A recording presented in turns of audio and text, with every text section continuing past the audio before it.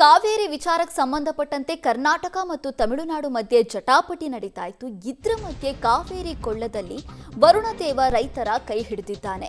ತಮಿಳುನಾಡು ಖ್ಯಾತೆ ದೇವರನಾಡಿನಲ್ಲಿ ವರವಿತ್ತ ಮಳೆ. ತಮಿಳುನಾಡಿನಲ್ಲಿ ಖ್ಯಾತೆ ಆಗ್ತಾ ಇತ್ತು, ಜೊತೆಗೆ ಕೇರಳದಲ್ಲಿ ಮಳೆ ಕೂಡ ಜೋರಾಗಿ ಅಪ್ಪರಿಸ್ತಾ ಇದೆ. ಕೇರಳ ಮಳೆಯಿಂದ ಕಾವೇರಿಯಲ್ಲಿ ಒಳಹರಿವಿನ ಪ್ರಮಾಣ ಹೆಚ್ಚಾಗಿದೆ. ಒಳಹರಿವು ಹೆಚ್ಚಾದ ಬೆನ್ನಲ್ಲೇ ಕಾವೇರಿಗೆ ನೀರನ್ನು ರಿಲೀಸ್ ಮಾಡಲಾಗಿದೆ. ಇವತ್ತು ಒಂದೇ ದಿನ ಬರೋಬ್ಬರಿ 40,000 ಕ್ಯೂಸೆಕ್ ನೀರನ್ನ ಬಿಡುಗಡೆ ಮಾಡಲಾಗಿದೆ. ತಮಿಳುನಾಡು ನಮಗೆ ನೀರು ಕೊಡಿ ಅಂತ ಕೇಳ್ತಾ ಇತ್ತು, ಬಟ್ ಈಗ ಕೇರಳದಲ್ಲಿ ಅತಿಯಾದ ಮಳೆಯಾಗ್ತಾ ಇರೋದ್ರಿಂದ ಅದು ಕರ್ನಾಟಕಕ್ಕೆ ಪ್ಲಸ್ ಪಾಯಿಂಟ್ ಆಗ್ತಾ ಇದೆ. ಯಾಕಂದ್ರೆ ಕೇರಳಂನಲ್ಲಿ ಹುಟ್ಟುವಂತ ಕಬಿನಿ ನದಿ ಕರ್ನಾಟಕದಲ್ಲಿ ಕಪಿಲೆಯಾಗಿ ಹರಿಯುತ್ತೆ. ಆ ಕಬಿನಿ ನದಿಗೆ ಅಪಾರ ಪ್ರಮಾಣದ ನೀರು ಹರಿದು ಬರ್ತಾ ಇರೋದ್ರಿಂದ ಕಬಿನಿ ಜಲಾಶಯ ಭರ್ತಿಯಾಗಿದೆ. ಈಗ ಕಬಿನಿ ಜಲಾಶಯದಿಂದನೇ ಸರಿಸುಮಾರು 10,000 ಕ್ಯೂಸೆಕ್ಕಿಂತ ಹೆಚ್ಚಿನ ಪ್ರಮಾಣದ ನೀರನ್ನು ಹೊರಬಿಡಲಾಗ್ತಾ ಇದೆ. ಸೊ ತಮಿಳುನಾಡಿನ ಖ್ಯಾತೆ ಸದ್ಯದ ಮಟ್ಟಿಗೆ ತಣ್ಣಗಾದಂತೆಯೇ ಅರ್ಥ. ಮತ್ತೊಂದು ಕಡೆ ಕೇರಳದಲ್ಲಿ ನಿರಂತರವಾಗಿ ಮಳೆ ಸುರಿತಾ ಇರೋದ್ರಿಂದ ತಮಿಳುನಾಡಿಗೂ ಕೂಡ ಹೆಚ್ಚಿನ ಪ್ರಮಾಣದಲ್ಲಿ ನೀರು ಹೋಗ್ತಾ ಇದೆ.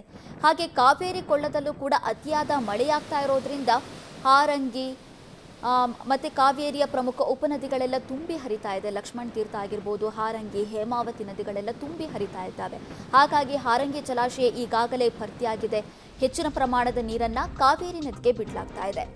ಈಗ ಕೆಆರ್ಎಸ್ ಕಬಿನಿ ಹಾರಂಗಿ ಡ್ಯಾಂನಿಂದ ನೀರನ್ನು ಬಿಡುಗಡೆ ಮಾಡಲಾಗಿದ್ದು, ಕೆಆರ್ಎಸ್ ಡ್ಯಾಂನಲ್ಲಿ ಎಷ್ಟು ಪ್ರಮಾಣದ ನೀರನ್ನು ಬಿಟ್ಟಿದ್ದಾರೆ ಅಂದರೆ 1,819 ಕ್ಯೂಸೆಕ್. ಇನ್ನು ಕಬಿನಿಯಿಂದ 25,000 ಕ್ಯೂಸೆಕ್ ನೀರನ್ನು ಹೊರಬಿಡಲಾಗಿದೆ. ಹಾರಂಗಿ ಜಲಾಶಯದಿಂದ 12,000 ಕ್ಯೂಸೆಕ್ ನೀರನ್ನು ಹೊರಬಿಡಲಾಗಿದೆ. ಹೇಮಾವತಿಯಿಂದ 500 ಕ್ಯೂಸೆಕ್ ನೀರನ್ನು ಹೊರಬಿಡಲಾಗಿದೆ. 4 ಡ್ಯಾಂಗಳಿಂದ ಒಟ್ಟಾರೆಯಾಗಿ 40,000 ಕ್ಯೂಸೆಕ್ ನೀರನ್ನು ಈಗ ಕಾವೇರಿ ನದಿಗೆ ಬಿಡಲಾಗ್ತಾ ಇದೆ. ಹಾಗಾಗಿ ಕಾವೇರಿ ನದಿಯಲ್ಲೂ ಕೂಡ ನೀರಿನ ಪ್ರಮಾಣ ಅಪಾರ ಮಟ್ಟದಲ್ಲಿ ಹೆಚ್ಚಾಗಿದೆ. ಕೆಆರ್ಎಸ್ ಡ್ಯಾಂನಲ್ಲಿಯೂ ಕೂಡ ನೀರಿನ ಮಟ್ಟ ಹೆಚ್ಚಾಗಿದ್ದು ಅಪಾರ ಪ್ರಮಾಣದ ನೀರು ಒಳಹರಿವಿನ ರೂಪದಲ್ಲಿ ಹರಿದು ಬರ್ತಾ ಇದೆ. ನಿನ್ನೆ ನಾವೆಲ್ಲ ಮಾತಾಡ್ತಾ ಇರುವಾಗ 90 ಅಡಿ ಸಮೀಪದಲ್ಲಿ ಇದೆ ಅಂತ ಹೇಳ್ತಾ ಇದ್ವಿ, ಬಟ್ ಇವತ್ತು 98 ಅಡಿಯಷ್ಟು ಪ್ರಮಾಣದಲ್ಲಿ ಕೆಆರ್ಎಸ್ ಡ್ಯಾಂನ ನೀರಿನ ಮಟ್ಟ ಹೆಚ್ಚಾಗಿದೆ. ಸೊ ನಾಳೆ ಬೆಳಗ್ಗೆ ಆಗುವಾಗ 100 ಅಡಿ ತಲುಪಬಹುದು ಅಂತ ಅಂದಾಜು ಮಾಡಲಾಗ್ತಾ ಇದೆ. ಯಾಕಂದರೆ ಈಗ ಕೊಡಗು ಭಾಗದಲ್ಲಾಗಿರ್ಬೋದು, ಕೇರಳ ಭಾಗದಲ್ಲಿ ನಿರಂತರವಾಗಿ ಮಳೆ ಸುರಿತಾನೇ ಇದೆ.